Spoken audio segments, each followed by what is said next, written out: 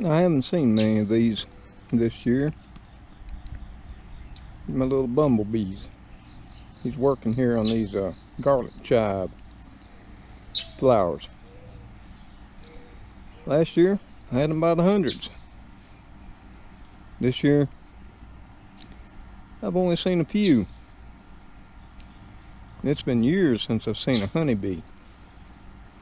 You know, folks, we need these little guys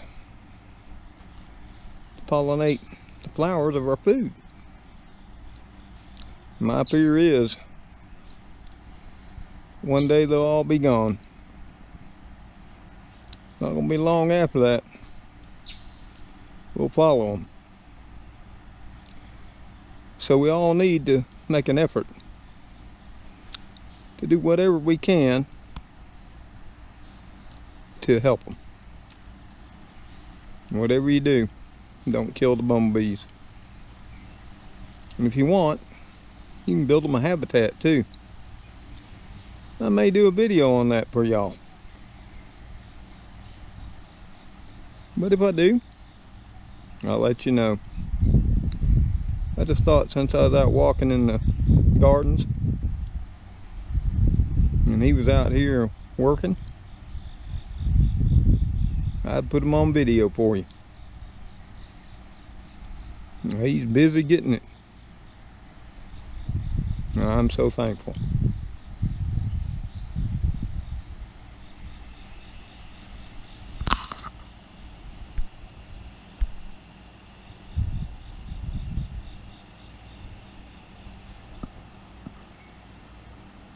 The amazing thing is, he doesn't mind me right up next to him. Sometimes I wonder, and I actually think it's true, that animals, and even insects, they can tell who's got a good heart and who doesn't, and who will lend them harm and who won't. Lord knows I'll never lift a hand against this guy. But he is beautiful in his own way. You know, we often don't understand. Every animal,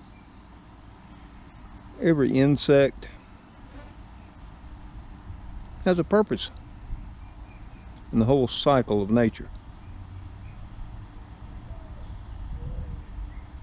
Everything has its place and its purpose. And it's only when we, man, or now I guess for political correctness I should say, humankind, when we interfere, that's when it all goes wrong. God knows here in the South, we got many tributes to that kudzu, for one. Super invasive species, of course.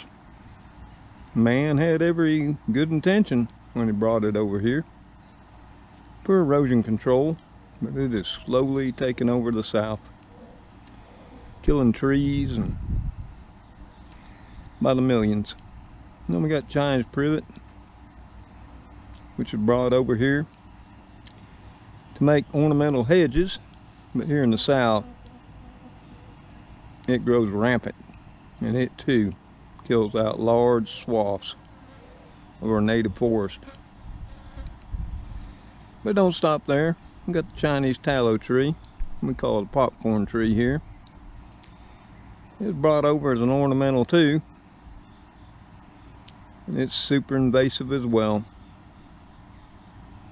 And like I say, it wasn't ominous that people brought them over. It was with all good intentions, but it just didn't turn out that way. Okay, y'all, something I'd like to talk to y'all about tonight is something that's been concerning me for quite some time. And you just watched my video clip on Nice big black and yellow bumblebee. Now, I used to see hundreds and hundreds of them every year. This year, I've only seen a handful, and that's been quite concerning to me. And in all honesty, I can't remember when I last saw a honeybee on this piece of property, or for that matter, anywhere I've been here in the South. I'm still hoping they're out there somewhere. I'm just not seeing them here. Now, I'm not sure why they're declining. I know I've read about colony collapse, and we blame that on pesticides. Some people have even tried to correlate radio transmissions, cell phones, and such things to their decline, hindering the honeybees from being able to return to their hives. Now, I'm not sure about all that, and I'm sure smarter people than me know more about all this. But I thought, I'd take a look at what the USDA had to say, U.S. Department of Agriculture. And here in an article that was written on June 24, 2016, reversing pollinator decline is key to feeding the future. Boy, I would agree with that, wouldn't you? About 44% of managed honeybee colonies have been lost over the past year. Without pollinators, we don't eat. Simple as that. And at the moment, large numbers of pollinators are dying, with the world's population projected to exceed 9 billion in just the next 30 years or so. That is not a good position for us to be in. More than 90 species of U.S. specialty crops require pollination, and various animals, including bees, butterflies, moths, bats, and birds, are a critical part of the pollinator plant ecosystem. Despite the myriad species of pollinators available, American farmers rely on one species of honeybee, and I can't pronounce that, for most of the pollinator services to pollinate their crops. Wild and managed bees together add 15 billion in crop value each year. During the past 30 plus years, our nation's pollinator populations have suffered serious losses due to invasive pests and disease, such as mites, viral and fungal pathogens, exposure to pesticides and other chemicals, lost habitat, loss of species, genetic diversity, and changing climate. Numerous species of butterflies, moths, and native bees are either extremely rare or are extinct. A recent report states that 44% of managed honeybee colonies were lost in 2015 to 2016, largely due to infectious diseases carried by Varroa mite larvae. Recognizing the importance of honeybees and other pollinators to agriculture and the health of natural systems, President Barack Obama established the Pollinator Task Force to develop a national strategy to protect and promote health of pollinators. The task force, co-chaired by the U.S. Department of Agriculture and U.S. Environmental Protection Agency, released the Pollinator Research Action Plan 2015.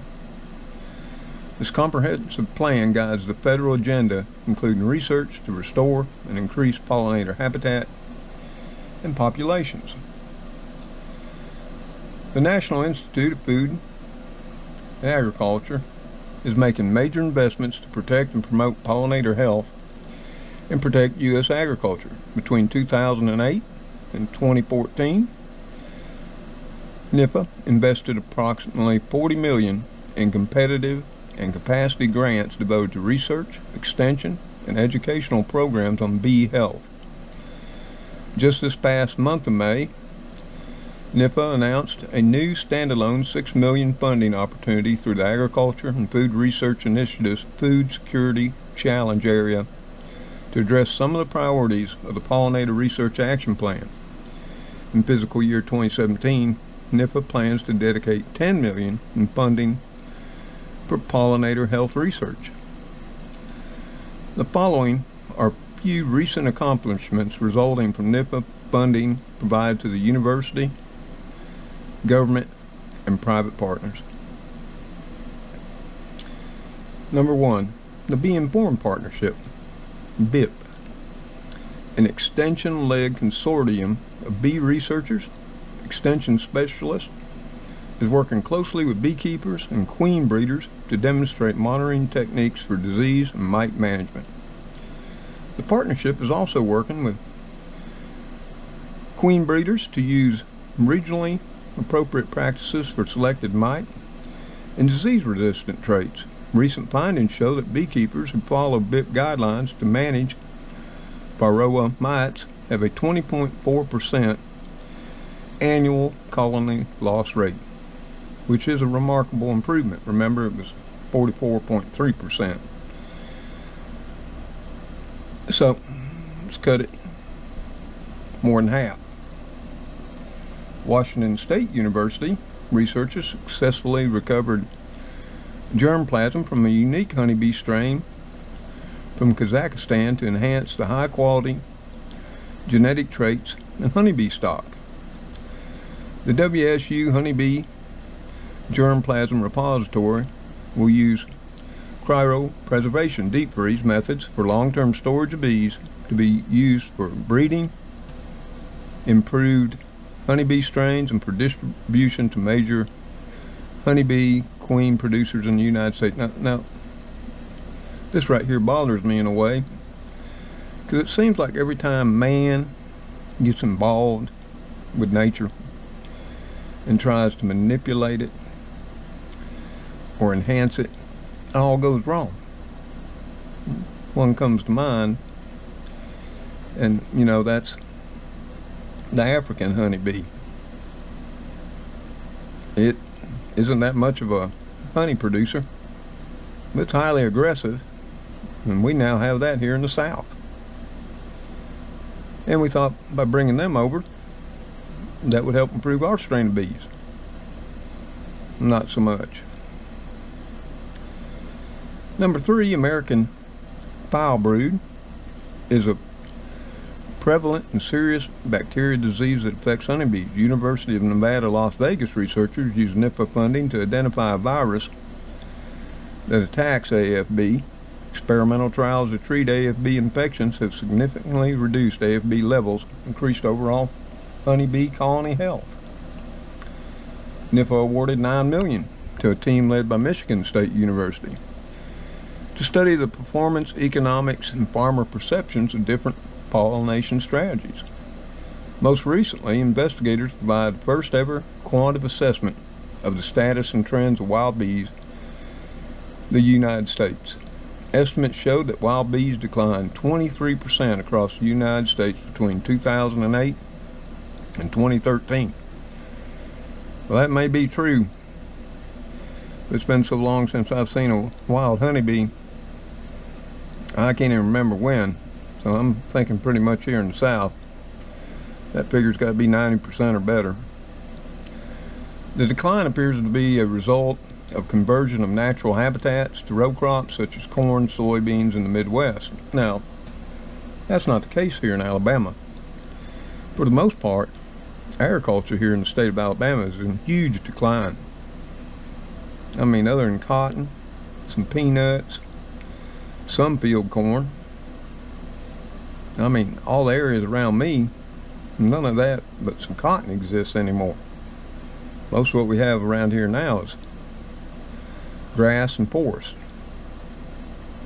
So I'm not sure if habitat destruction is what's causing it here, at least not in my state. NIFA funding helped develop and distribute science, technology, engineering, and math based K-8 lesson plans, local heroes, your hard-working pollinators, to 3,000 formal and non-formal educators. And that was so we could educate our children, and that's a good thing. More than 100 land-grant colleges and universities received national program leadership and funding support from NIFA to create extension education programs for their communities. One example is the Integrated Pest Management Program at Lincoln University that helps farmers minimize pesticide use. So I truly don't know what's up with our pollinators. All I know is around here there's just not been a whole lot of them in the last few years, and there's been a serious decline this year, so much so that I've noticed, and it has me concerned. And I'm outside all the time, folks, staring at my plants. Sometimes I just sit there and watch them. And the one thing that I'm missing seeing most, first of all, is the honeybees. I haven't seen them. And second, like I said, this year has been such a drastic decline in the bumblebee population. And I don't use pesticides except on a rare occasion, and even if I did, I wouldn't do it when the bees were out. I try to stay as organic as humanly possible. That's sometimes tough here in the deep south, where we just have a constant onslaught of insects bent on devouring everything we try to grow. So I'm not sure what we can all do, but I do know this with bumblebees: they sell bumblebee homes. You can make them out of bamboo or PVC tubing, such as that, and there are many videos on YouTube and the internet that show you how. And maybe our bees need a little bit more help than what our government can provide. Maybe that's if all of us that are out there growing our gardens, farming,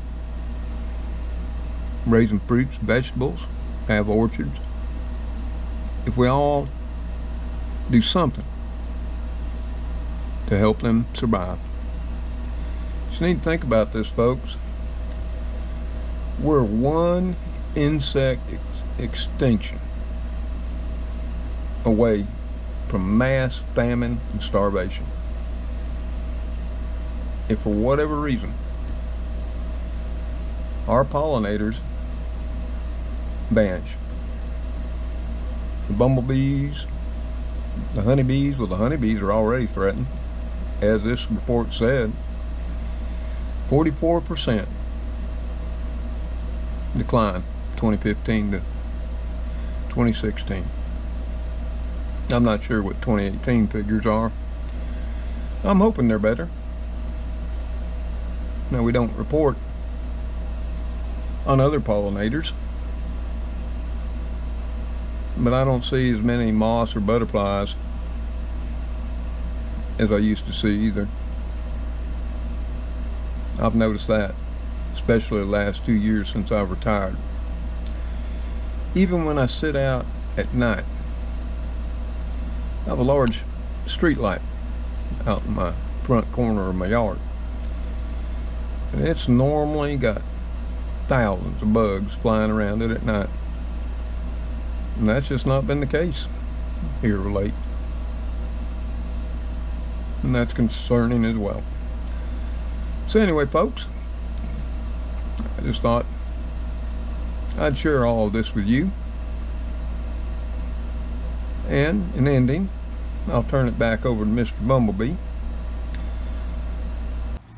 So y'all folks, thought I'd share a little video of Bumblebee here. Like I say, I haven't seen too many of my little bumblebee buddies this year, so I thought I'd make them a star. I hope you'll like the video and share it and make them a star too, because they definitely are the stars to making sure we all have food and we survive as a species. Think about it for a bit. And I'll end this video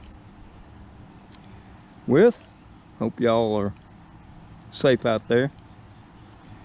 I want y'all to take care. And as always, God bless each and every one of you. Till next time, we'll see you on the next video. Bye for now. Oh, don't know if you caught it. Mr. Bumblebee said, y'all come back soon now. You hear?